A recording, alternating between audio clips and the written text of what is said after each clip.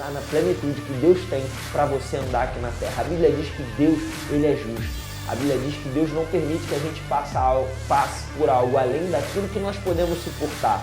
E é por isso que é tão importante a gente entender o nosso chamado. E aí? Entendi o meu chamado. Agora eu já identifiquei aquilo que eu fui chamado para fazer de maneira específica, estou avançando nele e agora eu posso descansar, eu posso ficar tranquilo, já está tudo resolvido em relação ao meu chamado? Pode ser até que sim, mas também pode ser que não. É importante a gente entender que nós somos chamados por Deus para viver uma vida guiados pelo Espírito Santo. E por mais que nós tenhamos chamados específicos da parte de Deus, esses chamados eles podem mudar de acordo com ciclos, de acordo com estações da nossa vida. E por isso nós passamos por transições. E é importante demais a gente entender esse tipo de assunto. Por quê? Se eu não entender esse tipo de assunto, eu corro o risco de viver uma vida frustrada, uma vida triste, uma vida muitas vezes desanimada, porque simplesmente a graça para eu andar onde eu tenho que andar, ela já mudou e eu não acompanhei essa graça. Infelizmente, nós acabamos vendo no corpo de Cristo, às vezes, algumas pessoas frustradas. Por quê? Muitas vezes a pessoa tem um chamado de evangelista e aí ela tá lá e Deus se move com a vida daquela pessoa, ela começa a avançar e às vezes ela é colocada numa posição dentro da igreja local e às vezes ela pode ser colocada porque prega muito bem num cargo de presbítero, num cargo de pastor, quem sabe?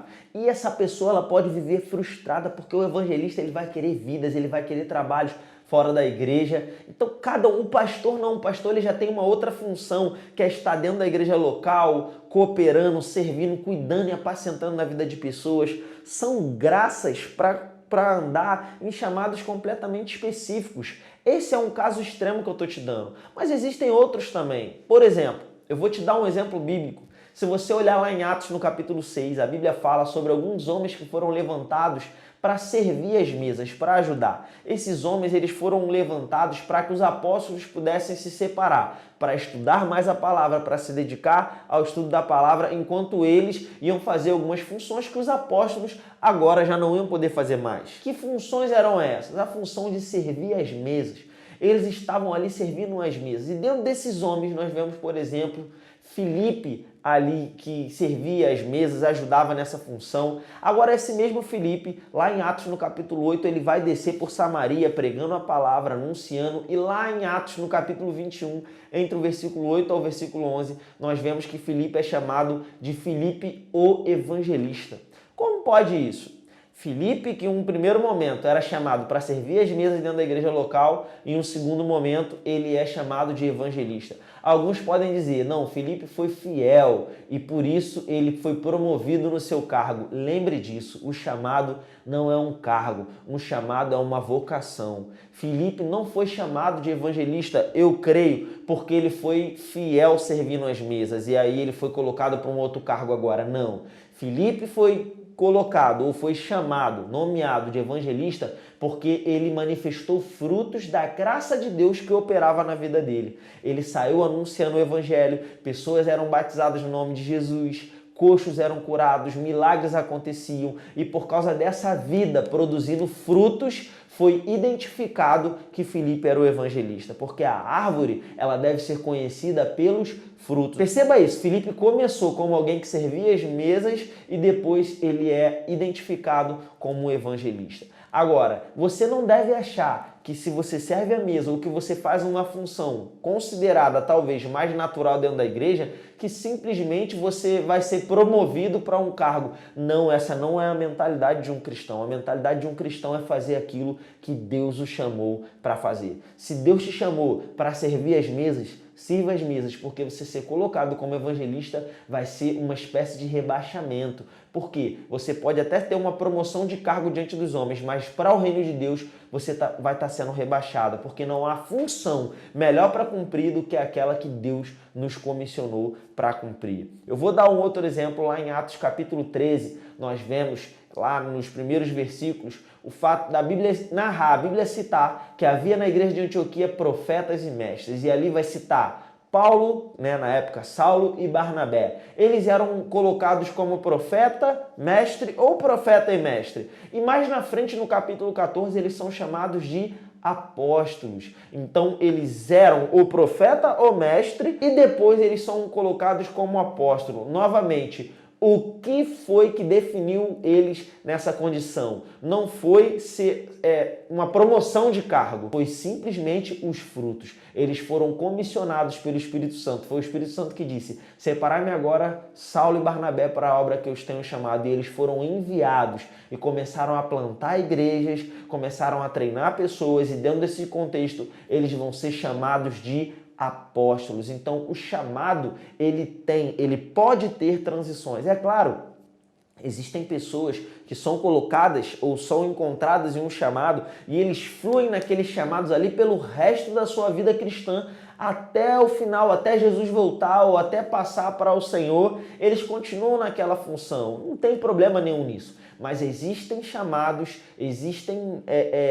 vocações em Deus que elas passam por transições. Pessoas que começam em um lugar e eles passam para uma outra posição. E isso nós só vamos conseguir se nós tivermos consciência do propósito de Deus, se nós tivermos consciência da graça de Deus funcionando em nossas vidas, se nós tivermos consciência das ferramentas que Deus nos confiou. Eu quero citar novamente o texto que eu já li num outro momento com vocês, Efésios capítulo 4, versículo 7, que diz que a graça de Deus é dada a cada um segundo a proporção do dom. Agora para pensar comigo. Se a graça de Deus ela é de acordo com o seu chamado, a graça de Deus para a sua vida, ela vai estar te assistindo, vai estar te capacitando, te fortalecendo, te dando suporte enquanto você está fazendo aquilo que Ele te chamou para fazer. Agora, se há uma mudança de ciclo, Deus quer tirar você da posição que você está fazendo uma coisa e Ele quer te colocar numa outra posição, adivinha o que vai acontecer com a graça? A graça vai mudar de fase. Aquela graça que tinha para você operar naquela função, naquele departamento, ela vai se retirar de você e vai começar a chegar uma graça para fazer uma outra coisa. Se você não tiver sabedoria e discernimento para perceber essa mudança de estação, você vai ficar frustrado. É por isso que muitas pessoas, depois de servir em algumas funções, em alguns departamentos, às vezes eles se encontram cansados, se encontram frustrados. Eu não quero com isso te dar uma desculpa para você não servir mais aonde você talvez estava servindo, porque às vezes é falta de fidelidade, às vezes é falta de leitura da palavra, às vezes é falta de diligência, às vezes é falta de comunhão com o Espírito Santo. Se você não tiver bem espiritualmente, você também não vai estar muito habilitado para fazer aquilo que você vai estar fazendo,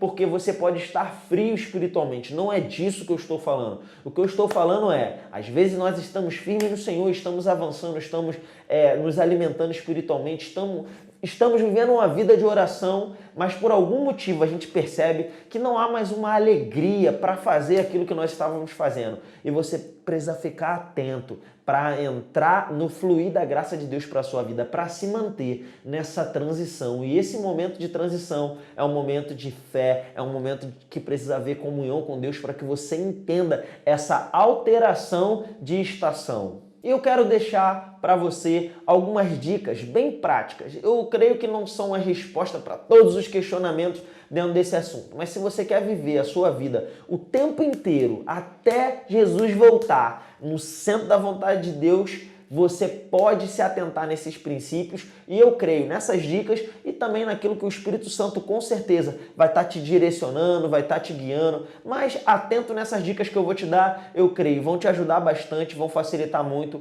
a sua vida, o avanço do cumprimento do seu propósito, ok? Então, uma coisa que você deve se perguntar sempre, eu estou fazendo nesse momento tudo o que Deus quer que eu faça? Ou será que tem algo que é para eu fazer e eu não estou fazendo? Você precisa sondar isso no seu coração, amém? E a segunda pergunta é, será que tem alguma coisa que eu estou fazendo que não era para eu estar fazendo? Se tiver algo que eu estou fazendo que não era para eu estar fazendo, então a graça para eu fazer aquilo ali já saiu e eu estou perdendo tempo, vou ficar cansado, vou ficar desanimado. Então essas perguntas podem te ajudar. E aí, agora sim, eu vou te dar algumas dicas.